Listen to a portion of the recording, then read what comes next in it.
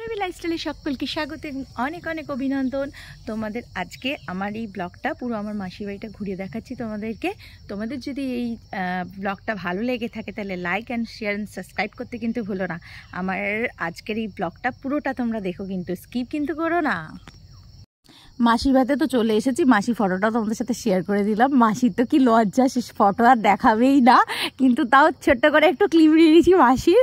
তো দেখো যাচ্ছি আমরা সেই সর্ষে খেতে যাচ্ছি, অনেক অনেক গাছপত্র সব রয়েছে ওখানটায়, দেখবো বলে সব মা, তারপর দিদা, তারপর মাসি সবাই মিলে আমরা যাচ্ছি হলো কোথায়, যে ওই সর্ষে খেতে। ওই অনেক ধরনের গাছপত্র দেখার জন্য তোমাদের সাথে এই ছোট্ট ছোট্ট ক্লিপ শেয়ার করব বলে।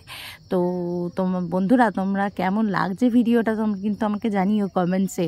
তোমরা কিন্তু এখনও আমাকে কমেন্টসে কিছু বলোনি, কমেন্টসে তাড়াতাড়ি চলে এসো। এই দেখো কত সুন্দর আলু চাষ করেছে, তো আমার খুবই ভালো লাগছিল। তো আমাদের ওখানে তো অত আলু ঠালু দেখা যায় না, মানে আলুর চাষ ফাসগুলো দেখা যায় না, আমরা খালি খাই বটে, তো এই চাষটা দেখা যায় না। কি সুন্দর দেখো এই আলু চাষটা, কত সুন্দর।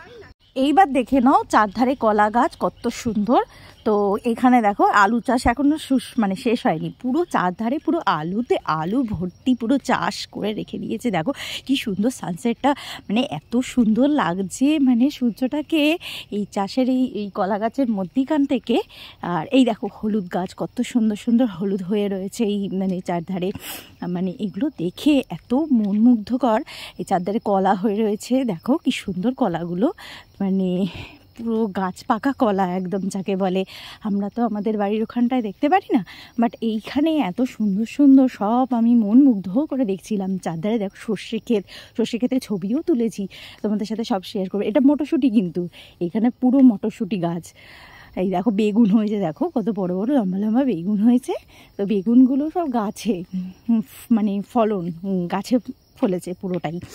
তো তোমরা এই ভিডিওগুলো দেখো, খুবই আনন্দ পাবে। আর সব চাষাবাদের এই জিনিসগুলো সব মানে গাছ থেকে ফল মানে উৎপন্ন করা সব সবজি, টাটকা টাটকা সবজি।